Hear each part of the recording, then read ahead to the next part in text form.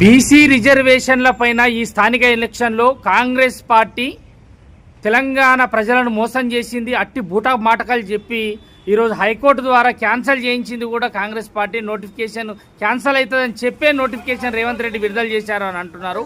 దీనిపైన మీ అభిప్రాయం ఏంటి సార్, ఒక కాంగ్రెస్ నేతగా?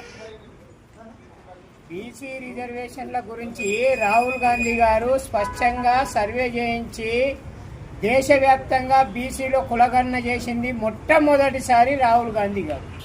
ఈ రాష్ట్రంలో అధికారంలో ఉన్నటువంటి కాంగ్రెస్ పార్టీ దాన్ని స్వీకరించి రాహుల్ గాంధీ ఆదేశాల మేరకు కులగణన చేసి ఆయనతో 42%ని అసెంబ్లీలో పెట్టి ఆయనతో తీర్మానం చేస్తే ఆ రోజు అసెంబ్లీ లోపల బీజేపీ, బీఆర్ఎస్, తర్వాత సిపిఐ అన్ని పార్టీలు మద్దతు ఇచ్చినాయి.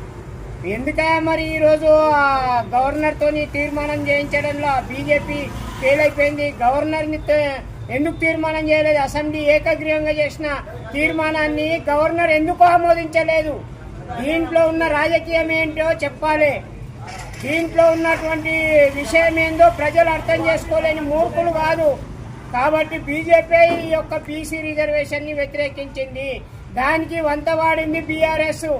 కాబట్టి ఇవాళ బీసీ రిజర్వేషన్లు అమలైన తర్వాతనే మేము స్థానిక ఎన్నికలకు పోతామని బీసీ నాయకుడిగా, ఈ యొక్క రాష్ట్ర అధినేతగా పార్టీకి ఈ మహేష్ కుమార్ గౌడ్ గారు ఇవాళ సుప్రీంకోర్టుకు వెళ్ళి తలుపు తట్టారు.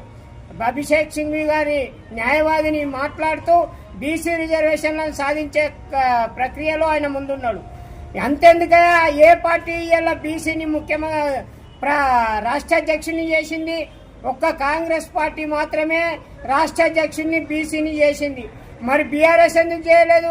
బీజేపీ ఎందుకు చేయలేదు? అంటే వాళ్లకు బీసీల పట్ల నిబద్ధత లేదు, బీసీల పట్ల సరి అయిన దృక్పథం లేదు.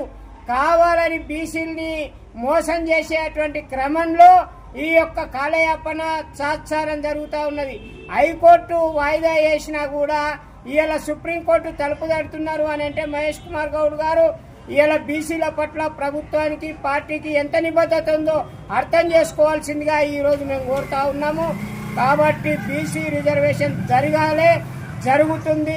ఆ తర్వాత స్థానిక ఎన్నికలకు పోతాం.